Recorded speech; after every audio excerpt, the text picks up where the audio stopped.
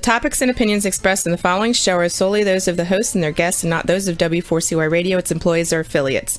We make no recommendations or endorsements for radio show programs, services, or products mentioned on air or on our web. No liability, explicit or implied, shall be extended to W4CY Radio or its employees or affiliates. Any questions or comments should be directed to those show hosts. Thank you for choosing W4CY Radio.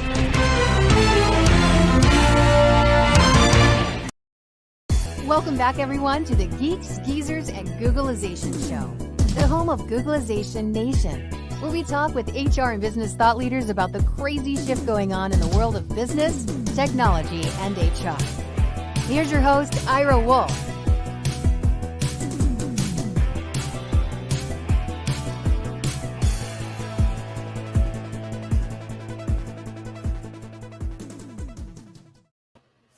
Hey, welcome back, everyone, to Googlization Nation, and thanks for listening to the Geeks, Geezers, and Googlization Show.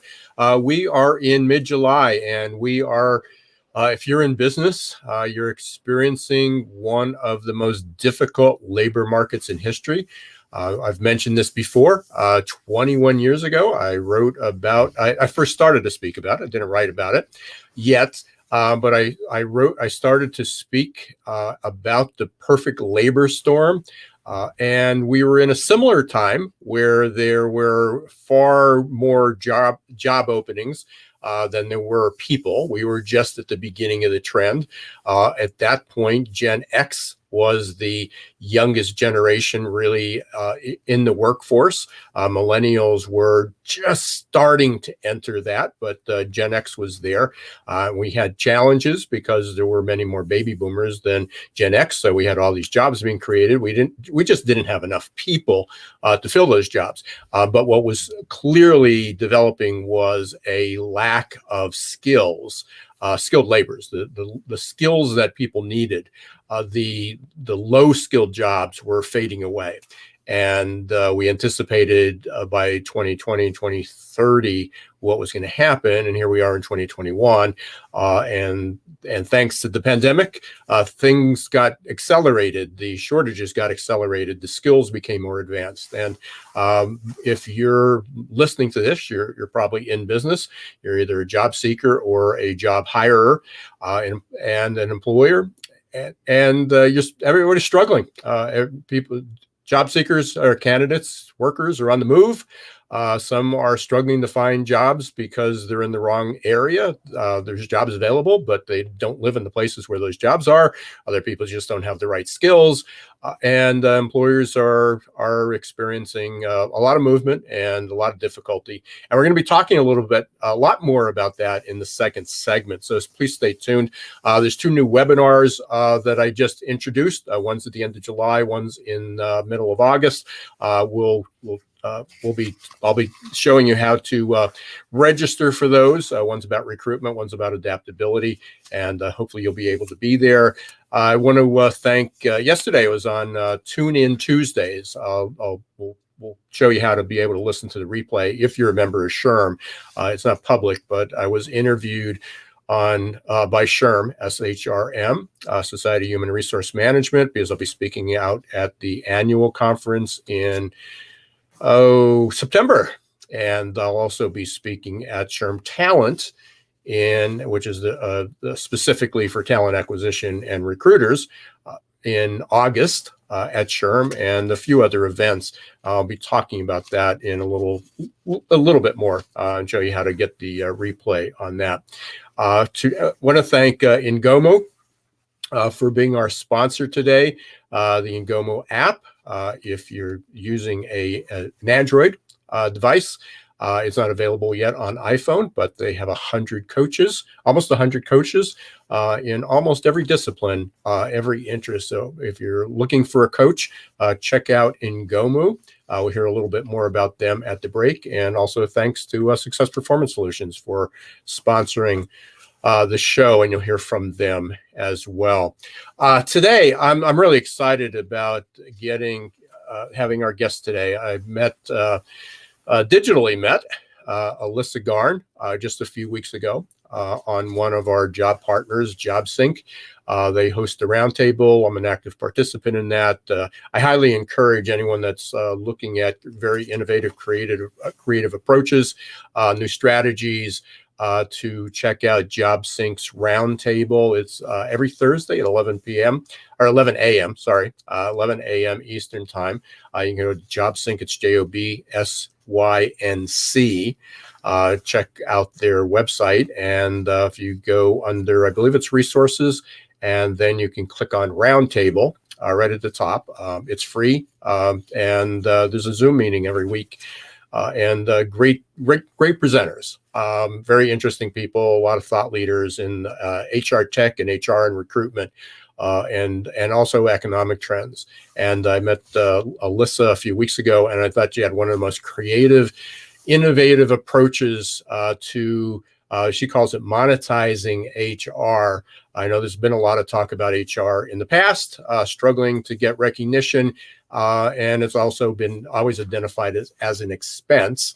We've talked about that with human capital management, with Solange Shara. We've had a few other guests that have been, that we've talked about turning human resources not from an expense into an asset, and giving it real value. But Elisa had really creative approach to that, and just a great overall outlook for HR. So I was excited to bring her on.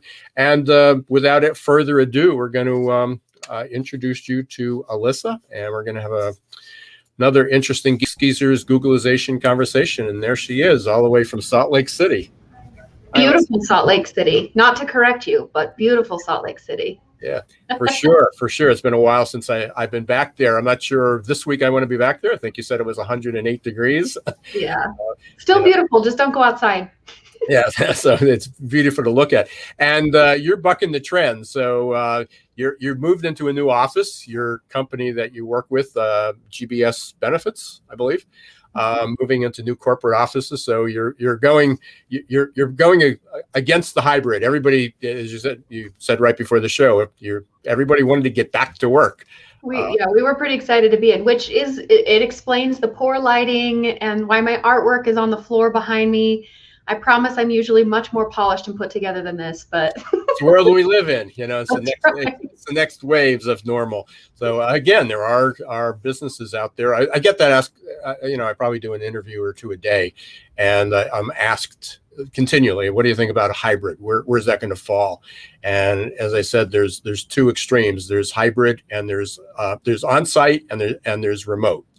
And if you have a scale of a 1 to 100, and 1 is on-site and 100 is remote, there's 98 degrees of what hybrid is going to look like in between. And it's still evolving. It's going to evolve for years to come. That's my take. But and by the way, thank goodness. I'm sorry that it took a pandemic to show everybody the mirror that it's going to be okay. But if there's one good thing that came out of the pandemic, it's proving to companies that business can still get done in a hybrid or a remote environment. So that'll work. So I guess the question is, real quickly, because I want to get on to what we want to talk about, because I think it was just incredible. It was like, wow, what a great idea, a fresh way to look at HR. Are you required?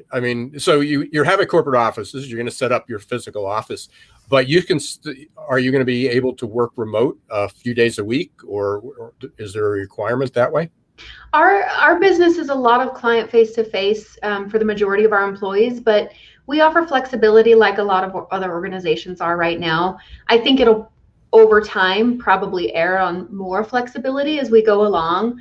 Before right now, we did a great communication plan months in advance to let employees know when we were moving into the building, when there was an expectation for different teams to come at a different cadence. Like, it wasn't just as of this date, everybody's back. It was very gradual, and we were able to introduce it where there are a sampling, probably less than 10% of our employees that, for various reasons, some of them were already remote pre-pandemic, but some of them have also had life challenges. We have one employee that's still struggling with some of the impacts of COVID that she contracted during the pandemic. We have other people that have childcare challenges that they're working through. So again, I can't say that my company is the norm, but at least for us, where we are in our economy, it's pretty common, at least in Utah, that many companies are starting to get back into the office. But there's still a lot of resistance to that remote work. So we'll see how it pans out for the employers that aren't willing to offer it. Yeah, I saw a quote this morning, and it didn't have anything to do with normal, but I just switched the words. I can't remember what the word was, but they said whatever it was not a thing. And I said, normal is not a thing; it's a verb. And that's I like that. And it'll go. We're not in noun territory; we're in verb territory. Yeah, right. Yeah, it's as everybody thought normal was the static, but normal was different for everybody before. It's going to be different from everybody in the future, and it's going to continue to evolve. So I like the fact normal is not a thing; it's a verb. Yeah. Speaking of that, HR shouldn't be a thing; it should be a verb. For sure, it's evolving. You talk about.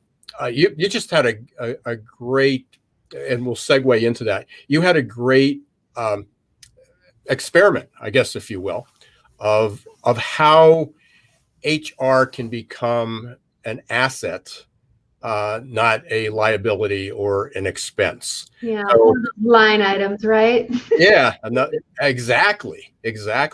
So let's talk about that a little bit, because I've been in the business. This is my 26th year in this business, but even prior to that, when I came into it 26 years ago, headline, how do we get to the table? How does HR get a seat at the table? And then most companies got a seat at the table, and then they didn't have a voice. And in many companies, they still don't have a voice. So they're there almost because the company's checked off the box and said, now we got your title, you're sitting at the table, but just don't say anything that's too disruptive. Just agree with it. Should be seen, not heard. Yeah, exactly. You just had this great, another approach. It's not going to be for everybody, for sure. But let's talk about what, the model that you built, and let's see where it goes. Well, there's two examples that I share with this, because my whole life's work of what I care about now and trying to evangelize this whole human experience and better workplaces and all of that really comes from the credibility of HR, our roles, our profession, and like you said, that proverbial seat at the table. But I'll start with, I speak a lot in metaphors and analogies, so bear with me on this. I feel like it's in the Bible. Like I should have my own little chapter in the Bible, because I speak so much in parables. So my son, who's 9, we were having family dinner the other night, and usually what he says just kind of flies over my husband and I's head. Like he talks about 9-year-old stuff, and it's whatever's going on in his world, and most of it's gibberish, and he tries to tell us jokes, and they're often not funny. But the other night we were having a conversation, and my husband and I had been talking about something that was pretty adult-like, kind of big picture things that were happening in our neighborhood. And my son all of a sudden interjected and had a really interesting addition to the conversation that was at a level well above a 9-year-old. And this moment, like I remember my husband and I looking at each other and then looking at my son, and it totally got our attention. We were listening to everything he had to say, like, tell us more about that. Like, that's so interesting. Where did you even hear that? How do you even know that verbiage? So I share that because I think this happens sometimes in business, where you have the C-suite that's having their conversation at the table, and every once in a while you get an HR person that can interject and start speaking in the dialect and the language of that C-suite, and it gets the attention of those executives because they're not used to HR being able to talk that language. They sort of see them as the kid at the table, like, oh, aren't they cute? They plan fun parties. They're wonderful at what they do, aren't they? We sure love them. But really, like, when you can elevate not only your dialect and your verbiage and your conversation and the language that you use, but you can articulate your value in their language, that's where you don't just get invited into the room and get your little seat at the table and asked to take notes as the HR person. You really have the credibility of not just the opportunity, but the expectation to work at the level of your peer executives. So anyway, like I preface all of that because this is my life's work. This is what I care the most about, is helping HR professionals understand how to speak in the dialect of executives, but also teaching executives how to understand the dialect of HR professionals. They want the same thing. They just don't know how to talk to each other. So 2 ways I've worked on this, which is what you heard when I was able to present on that presentation a few weeks ago. I'm a big experimenter. I like to try things and see what happens.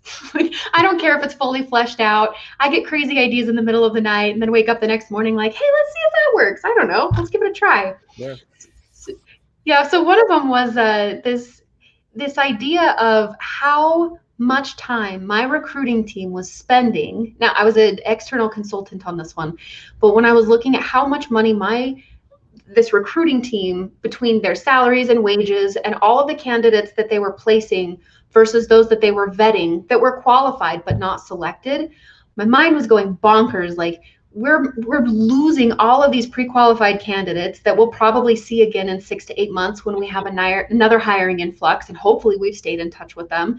But in the meantime, these are great candidates that we just don't have enough positions for. How can we capitalize on being able to monetize that? There's got to be a way that we can make money here. And I had come from a recruiting agency background, so I knew how those were structured. I know that there's a lot of money in recruiting, a lot of money, especially if you're a good recruiter. But I didn't want to take advantage of that. I didn't want to exploit recruiting fees and turn our business, our corporate recruiting into that. But what I did recognize is a lot of them were entry-level positions, a lot of customer service, ones that the skills would be applicable and transferable to many of our competitors within the region, and not direct competitors in terms of we sell the same product, but competitors in terms of talent competition. Right. We're going after the same these days. Yeah, no, I mean, that's a huge problem today. Everybody's looking within, who has experience. And the fact is you not only do you have to look outside those industries, but everybody's competing for the same talent pool. Mm-hmm. And in some regions right now in Salt Lake City, we can't get people to show up for interviews. I mean, if you show up to an interview, your chance of getting an offer just skyrocketed about 200%. So in different regions, I know that it's a different story.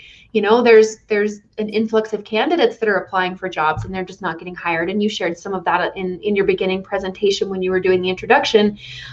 So this particular model, maybe for where the economy is right now is not totally there, but the magic of what we built was, for one, scalability. I mean, you could take this and you could replicate it in a business that does very minimal hiring, but you could also scale it on, potentially a much larger business that has hundreds of thousands of candidates and applications coming through with a broader talent team. The investment is the time and energy to build out the process and then following it through and making sure that you're paying attention to the candidate experience so you're not damaging your reputation or those that opt in to participate in the program.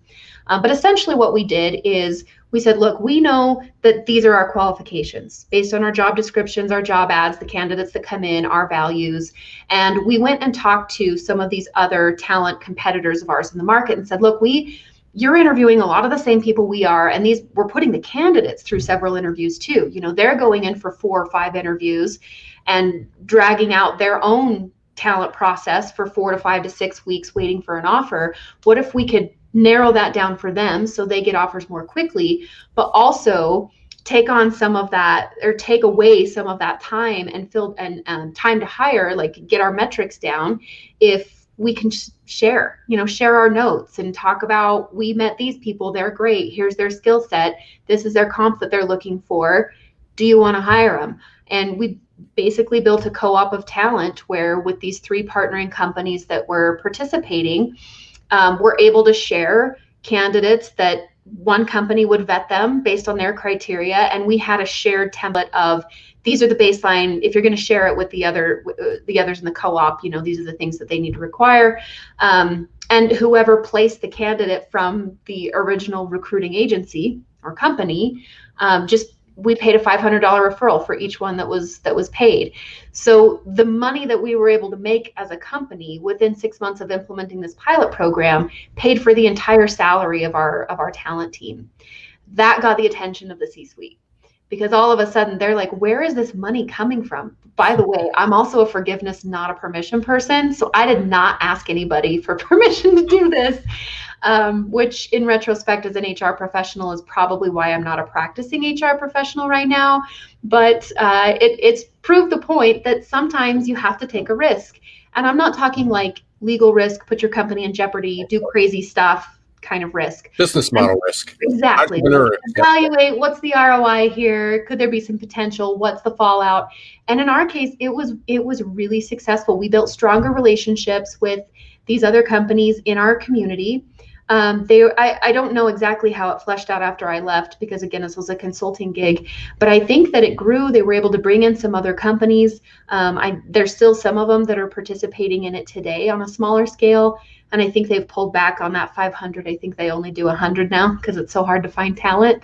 But it's the success that came out of it. Yes, there's monetization, but there was so much collateral benefit that not only did it help our brand, our employer brand, our reputation as a hiring agency, it improved the candidate experience. It cut costs on our talent team. They were happier. They managed a desk of over 40 recs because of this program, which is insane as a recruiter. So again, there was a lot of success. And it doesn't mean that we didn't have some struggles. We didn't get everything right. I can't say that it was a perfect program. Primarily, like one of the things that we hadn't totally figured out, because I'm not a details person, was how are we going to manage the money? Do we invoice companies? How does that all work out? We did figure it out eventually. But the point is, it was less about, hey, let's get everything figured out and have all of the perfection. This is exactly how it's going to work. We just launched it, figured out as we went along what we needed to iterate and adapt and improve, and ended up with a really great program that got the HR team in front of the CEO, who then was able to talk about investing additional budget to the HR team the following year of some of the initiatives that they had been trying to push for years, but weren't able to get that support. So that was one thing. And then I'll pause there before I share the other thing, because it's not as exciting, but it's still one way to kind of rethink HR. But any comments or questions that you have on that? Yeah, there's a ton. So certainly, I mean, as I heard, I mean, the end point is it didn't only help bring in some, change the culture of HR. Get the voice heard. I mean, so you produced a different business model, got recognition from the team, which can go a long way. It's not just, oh, that's a good idea, let's take that and then we'll move on, because next time it may be, what other ideas do you have? How can we utilize that? And ultimately it's establishing credibility for HR. There's certainly companies that may push back that you didn't ask permission, but the reality is it worked, and they allow that to happen in sales and operations all the time. But HR sort of becomes this bureaucracy, compliance, regulatory mess. I just read a really, really interesting term, and they called it organizational rot, or organizational dry rot. And, it was about how bureaucracy, regulations, and compliance just eat away at the fabric of a company until it's too late. It's like, why did the roof, why did it cave in? Why did the porch fall? Why did my foot go through the floor? And somebody says, oh, you have dry rot. It's happened for years. You just didn't know it. And sometimes, again, when you get buried by bureaucracy, compliance, and regulations, eventually it caves in. And so this is a real opportunity. What I loved about it was an opportunity. I've suggested this since, it was a month ago, that I think you were on that you were on the round table, maybe even longer. Time flies. But a couple of conversations is, what can we do differently? Do you have any suggestions? Where do you source? And one of the areas that people continue to don't accept is that when you recruit, whether you get 10 applications or 1,000 applications, you usually only hire one person for that job. And what happens to all the rest? And a lot of companies, they just restart the wheel every time. They just go back to the drawing board. Oh, we got a new rec. Let's start the ad, rather than going back to the current people. So one is creating a talent pool within your company. But what a great resource to work with some other, I love the term co-op, create a co-op with other businesses in your industry with remote work. They don't even have to be in the same locale. They could be anywhere, and share. Obviously there's a level of confidentiality. There's got to be a lot of trust, because everybody is competing for this talent. But it's really an innovative approach, and again, I've shared it multiple times. Good. Yeah, Good is getting out in the world. It's rippling out. Yeah, for sure. You mentioned one of the mistakes was that, a do-over is like, oops, we can charge for it, but we forgot to invoice. Was there another strategic, or is there something else if you had to do it again? If somebody called you up today and said, hey, can you help us implement this? What would you do differently? Knowing what I know now, I've had a lot more experience since then on building out journey maps and understanding critical touch points, and more of the strategic design of how a program like this worked. I mean, it was good enough at the time because I had recruiting and agency experience to be able to formulate more of the business model of it. But in thinking through the impact of my team, the hiring and talent team, and that of the candidates, as well as our co-ops, I do wish that we would have mapped that out just a little bit more to better understand, like, again, those critical touch points of, if this particular piece goes wrong, how do we bring it back to the path that we want? I really didn't have exposure to that back then. And I think since I could see the value of how that would have helped a lot of those little bumps early on, to give us a better outcome in the long run. Today's environment, though, for companies that say, well, let's plan it out and make sure it's perfect before we launch it, will never happen. Don't even get me started on design thinking concepts. Like, once I learned about agile versus waterfall, which, for your audience, if you don't know those two terms, agile, waterfall, Google them. HR is notorious for waterfall. We want everything to be perfect and lined up and know exactly all the things that could possibly go wrong before we tend to make a move. And it kills us. It kills us in our profession. It kills us in our business. It kills our credibility. And it absolutely kills us from staying relevant, because we wait so long to make sure that things are perfect that by the time we roll things out, people have moved on. Like, there's something else. Fixed mindset, right? Fixed versus growth mindset, right? Yeah. Yeah, for sure. We've got a few minutes left, and can you quickly share your second story? And then I also wanted you to kind of just introduce the idea, what the three personas of HR are. Sure.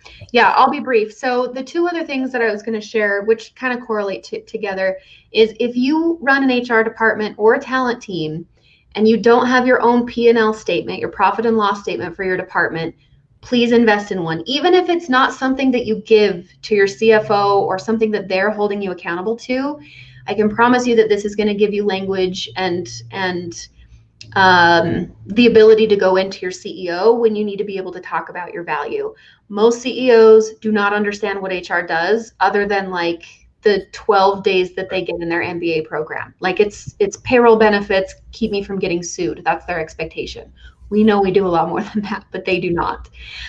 The other thing that I was going to share is, if when you're looking at like a boomerang candidate strategy, or keeping candidates warm and engaged, that really gets more into proactive recruiting, of more of the headhunting and talent sourcing, keeping those people engaged. GM has a really great program that they rolled out roughly 14 years ago, which was the other example that I shared on that conversation a few weeks ago, which, if you guys want to connect with me after, I'd be happy to give you more details about it. It's a really, really cool program from we want to hoard the talent, but we have to wait for the timing. These positions are opening, how do you keep that talent warm? So if anybody wants more information on that, then I can share it separately.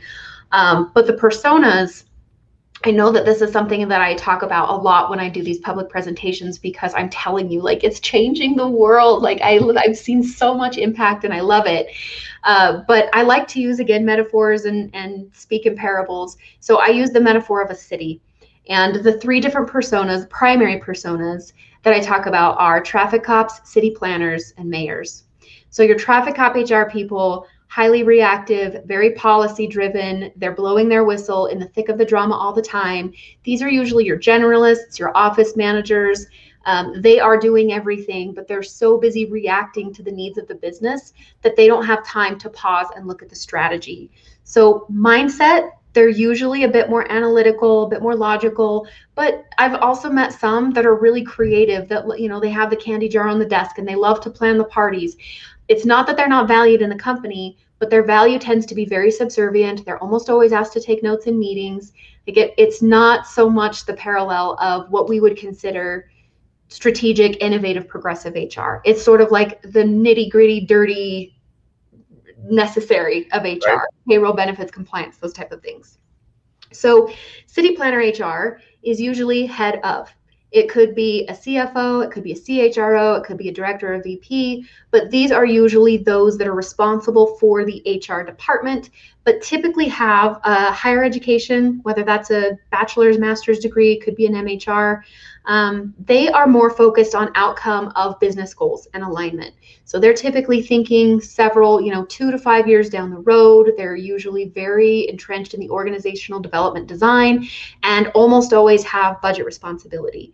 They tend to be somewhat disconnected from the pulse of what's happening with employees and, kind of ground level engagement with employees and the population. It's not that they don't care about it. It's just their focus and their mindset and their scope of responsibility is different than that of a traffic cop who's, kind of in the mix of all of that day to day. The third one, which is the mayor, this one is more of what I would say is new to the profession in the last decade. These tend to be more of your extroverts. They're almost always in recruiting or have an element of employer branding as part of their responsibility. They're good at promoting. Very likable, outgoing individuals that, they're usually extroverts.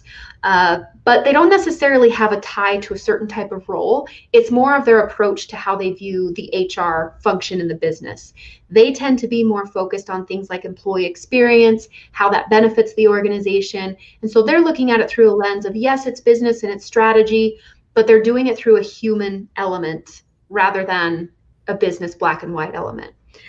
So as I've shared these, what's interesting when I have this conversation, especially with CEOs, and I ask them, what's the priority in your business today based on those three, levels of value, they always tell me the same thing. It's like, well, I want all three. Right. Great. Well, hire 3 people because expecting one person to do that is unlikely. But as we get a little bit more and we dig into that, it creates, again, this shared language of now they're talking to me in the same parables and they're asking questions and they're engaging in the dialogue of they're starting to understand where they don't need to know your daily task list of all the things that you did, like your I-9 audits and your FMLA paperwork. Don't go in talking to them about that. But if they can understand that your role is highly reactive to the needs of the employees and organizations, let's say, for example, you want to be a city planner, but you're a traffic cop. If you can go in and explain it in this language and say, I think there's a lot of value to outsourcing some of these traffic cop responsibilities to, say, a PEO, for example, because then it frees my time up to be able to engage more at the strategic level, which is where I want to go with my career anyway. Now you guys have verbiage to use with each other that gets you on the same page, talking about business outcomes in the language of the C-suite, but is also an opportunity for you to represent the work that you're doing in a way that is going to be understood by the audience instead of just sounding like a whiny broken record of I want a seat at the executive table because gosh darn it, I deserve it. Because you don't deserve it until you've earned it. So that's the basics of it. And there's obviously a lot more that goes into that, but I at least wanted to share that's been really successful for many of the individuals that I've coached, and definitely the C-suite as I've spoken to those groups as well, to just help elevate that HR in profession as well as responsibility. It's all about the storytelling. So we talk about that all the time. And as far as job recruitment is tell the story of the company, tell the story of the job. I heard this years ago, and somebody said, if the job could talk, what would it say? If the company could talk, what would it say? And it stuck with me, and it changed my approach. So you've done it. If HR could talk, what should it say, right? So what's the story? If the CEO is listening, what should HR say? Sure. This went incredibly fast, Elisa. It was fun. And I knew it would. And we covered a lot of territory. You mentioned if people wanted to reach out to you, get in touch with you, obviously we were displaying your website, elisa.garn.com. I love when they go to the front page. I love that image. Work shouldn't suck. So Rox there, will give everybody a sneak peek. I know you're active on there. It is. So that's and so true. It shouldn't have to. You're active on LinkedIn as well, so people can reach out. Yeah, and LinkedIn is my love language. Like, it's great if you want to go to my website and see the fact that I still have a whole bunch of Latin jambalaya on there. But if you get me on LinkedIn, I'm there hours and hours a day, and I promise I'll respond to you. It is my love language. So, and it's easy. You can find me just with my name there. As far as I know, I'm the only Elisa Garn on LinkedIn so far. So. Yeah, that's amazing. There's a couple. I'm actually friends with 2 other Ira Wolfs, so which is not that common. It's amazing. There, people reached out to me, same name. Please stay cool, stay safe. Really appreciate you being here. It's great to meet, and I'm sure we will continue to be in touch and continue the flow. I love your messaging. I love your stories. Keep those parables coming. Thank you, Ira. So great to meet you. And thanks to your audience for tuning in. I appreciate it. Okay. Thanks, Elisa. Yep. Bye-bye. Another great conversation and so valuable. There are so many great ideas. My head's swimming. I hope yours is too. With things that you could bring to the table, raise your credibility, change your organization, turn HR from a liability and expense into an asset and more than just a line item. We're going to take a quick break. We're going to hear from Ngomu, our sponsor, and Success Performance Solutions. We will be right back. Please stay tuned. We're going to talk a little bit about some recruitment tips for recruiting in the age of Googlization. What's happening? What are some of the workforce trends? Imagine growing great employees and advancing emerging leaders for less than $1 a day. The Ngomu app will support your employees in a myriad of ways, from career and personal development to health and wellness. No need to schedule and hold trainings. Just have them access over 90 coaches for live virtual group and one-on-one coaching for whatever topic they need or want to work on. Anytime, anywhere. Learn more at ngomu.com today. Hiring top talent shouldn't be left up to the roll of the dice. And yet, that's exactly what many organizations do. They roll the dice, cross their fingers, and pray for a better outcome. Hiring the right employees the first time is much too important and way too costly to leave to a game of chance. Your employees and your customers deserve better. For 25 years, Success Performance Solution has been helping small and medium-sized businesses hire smarter. They offer pre-employment and leadership assessments from typing and data entry to C-suite competence. Whether it's production, sales, healthcare, call centers, or management, Success Performance Solutions can help. Visit their website at www.successperformancesolutions.com to schedule a free demo or call 800-803-4303.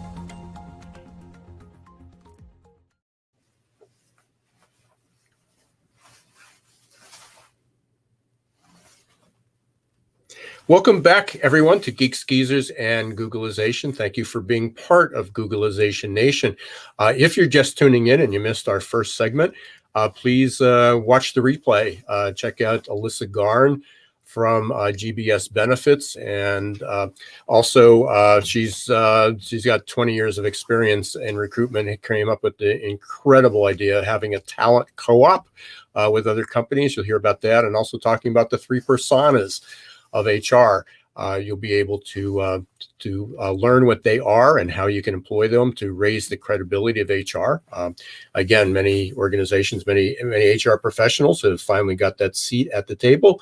How do you get the voice? How do you get recognized as a valuable member of the team and really help transform your organization? And speaking of transforming your organization, HR is really confronting one of the most challenging times in history. We've been talking about a long time, the perfect labor storm, which I've been talking about for 21 years, has arrived.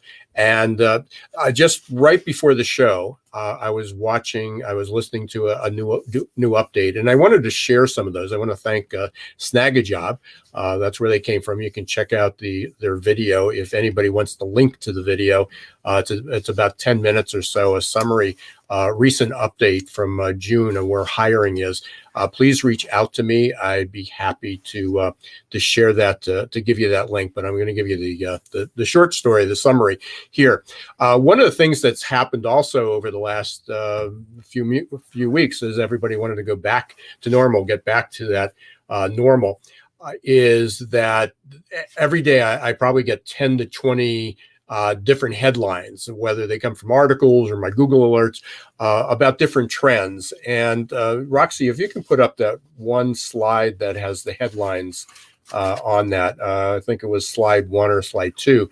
But there we go. So quit rates at record highs. Jobs shortages continue. Great American burnout. Lots of different names. We got the Great Resignation. We got the Great American Burnout. We have these quit rates. Millions of job shortages, amusement parks, restaurants, hotels, hospitality. Just this morning, I didn't get a chance to add them to the slides, but just this morning I saw where, again, regionally, trying to find workers in Cincinnati, trying to find workers in Cape Cod, healthcare shortages. Water parks can't hire enough people. Cemeteries can't hire enough people. The lawns and the manicuring around the grave sites is now being handled by family because they having to get there. Retail, health. Again, I mentioned healthcare before. Engineering, the trades. There was just a report yesterday that came out.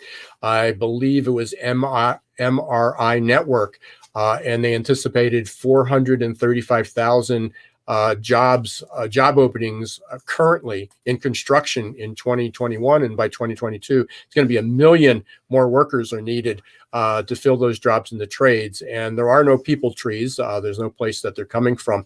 But I think pictures tell are worth 1,000 words. And so I wanted to show some of the information that was just revealed in the June stats. So for the first slide, let's talk about the gap, the number of job openings. I think this is slide 3. I think that's the correct one there. Yep, that's it. Thank you, Roxy. So this is the most challenging hiring environment anywhere. And again, this data is from Snagajob. They pulled it from a Bureau of Labor Statistics. If you look to the far right and you see the number of job openings to the number of hires, number of job openings is about 1.5 for every hire that's made. So there's many more job openings. Now, this is regionally affected. It's industry affected. I've seen this number as high as 3 job openings for every hire. In some areas, in some regions, it's down to 1. But regardless of what it is, it's very, very challenging. So, this is putting a visual to the words you hear. There literally are more people looking for jobs, employers looking for people than there are hires. And there's a couple reasons that we'll get into with this. On top of more job openings, that's also created a surge in quit rates. So the quit rate has just gone up. I think, Roxy, that I got my notes here too. Voluntary turnover, I think that's slide 4. If you can pull that up. Let's see. Okay, that's labor participation. So you got that one up. Let's talk about labor participation. Simultaneously, and this has been a trend for the last 20 years, labor participation has been creeping down. In the 70s, 80s, and 90s, it certainly crept up because baby boomers came into the workforce, and then there was a surge of women in the workplace. Women were no longer just staying at home. Women were now had dual wage earners. Women were doing more than housekeeping jobs and stay-at-home moms. There were certainly that was in effect, but women entered the workplace. They went from a participation rate in the 30s, 30% to almost 60%, and now in many cases it's higher than male. Male participation rates have been declining for the years, but prior to, so this isn't just a COVID thing. This isn't just a blip. The labor participation rate as our demographics have been aging. The baby boomers are retiring, and how just in fact what our economy looks like. The labor participation rate has decreased, which means that there are people available, but they're just not working, or they're not working full-time jobs, or they're working seasonally. There's a lot of reasons that this number can be skewed downward, but the reality is there's just fewer people working as a percentage of the total population. I think the next slide will take us to the quit rate. So not only do we have these job openings, we have voluntary turnover, highest on record. A lot of it was pent up demand. A lot of people last year probably kept their jobs, maybe through PPP, the payroll protection. Maybe they were thinking of leaving, but obviously the environment was a little different. Where they were working might have been a safe place, or they didn't want to travel, they didn't want to commute. So there were a lot of reasons why people stayed in their jobs. And so there's both a pent-up demand, but we also have been seeing, as you can see from the graph here, that there's been a gradual increase, over time as well. And then finally, is what a couple of suggestions that were made. What do you do with all this information? What can companies do? So this might be labeled 7, Roxy. But one of the suggestions could be, there we are. There's no question that employee referrals is the best source of candidates. Now, one of the downsides of that is people refer people like themselves, and you hope that the good employees are referring other quality people who have the skills. But again, looking at employee rewards, creating a program, is more than just dangling a paycheck or coupons or discounts or whatever you're doing. Really think out that program and maybe talk to your employees. What would they find valuable? A lot of time management and HR comes up, they see an idea and they just put it out there, and yet maybe your population's a little bit different. But what would your employees value as a reward? Maybe it's not monetary. Maybe it's an extra day, a day off. Maybe it's a little bit more flexibility. What would they value? Anywhere from money to as I said, time off or anything in between. So look at that. The next part is, and again, I talk about this a lot in my programs, in my webinars, in my book, talk about is that you need to reach millennials and Gen Z. A lot of programs are still analog. A lot of programs are paper driven, or they're very bureaucratic. Things need to be mobile ready. They need to be available. They need to be fast. You really need to take your messaging and your communication to a digital approach. Actually, if you can put that one back up 1 second there. And you also need to speed up the whole process. 78% of people accept an offer within 1 week. We talked with Elisa just a few minutes ago, and she had mentioned that, again, if somebody shows up for an interview, they're often presented the job offer right on the spot if they're qualified. And so companies that are dragging their feet are just losing out on talent. And then competitive salary. There's still wage inequality, huge wage inequality. It's not what the minimum wage is, or that you increased it.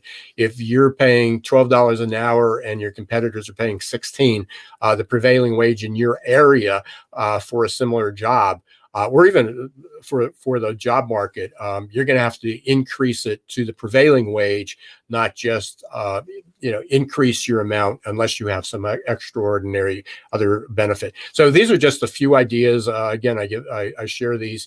I thank Snag a Job for introducing those, for sharing those. And if anybody's interested, I'm happy to send you the link to the video that's with that. In closing, there's two events that I have that relate to everything I just talked about and more. One is I have there's a new webinar that's at the end of the month, and you can click on that. It's called the Reimagining Your Tomorrow: How to Adapt and Grow in an FCDD World. FCDD, if you recall, mentioned that many times in the past, is frustrating, confusing, disappointing, and distracting. How do you un-F your environment, your job, your career? So that is scheduled for, I believe it's July 27th. You can go up to successperformancesolutions.com. Right at the top, there's a button to click for more information and to register for that. And then the second webinar is scheduled for August. And it's called Your Playbook for Recruiting in the Age of Googlization. This will be participative, and there is a fee for it. But if you purchase my book, whether you purchase it from my site, which is besthrbook.com, that's besthrbook.com, or you go to Amazon. If you're a member of Amazon, you can get a Prime. It's available there. But if you send me the receipt, if you've purchased my book, and you have it, I will register you for free for your playbook your playbook for recruiting in the age of Googlization. That's a mouthful. So 2 new webinars coming up, your playbook for recruiting in the age of Googlization and Reimagine Your Tomorrow. Please check those out. You can get them both up on the website. And also subscribe to Googlization Nation, and there'll be updates weekly. I send out updates of upcoming events and offers from our our sponsors, and offers from oftentimes from our guests on the show. I want to thank everybody for listening, for being in the audience. We have a growing participation, growing audience. Thank you for being part of Googlization Nation. If you're not, please go to googlizationnation.com, become a subscriber. Thank you for listening to Geeks, Geezers, and Googlization. We are on YouTube, Facebook, Talk4TV, and if you're interested in the podcast, we're on many podcasts, Audible, Apple, Google, you name it, we're probably there. Please leave a review if you can.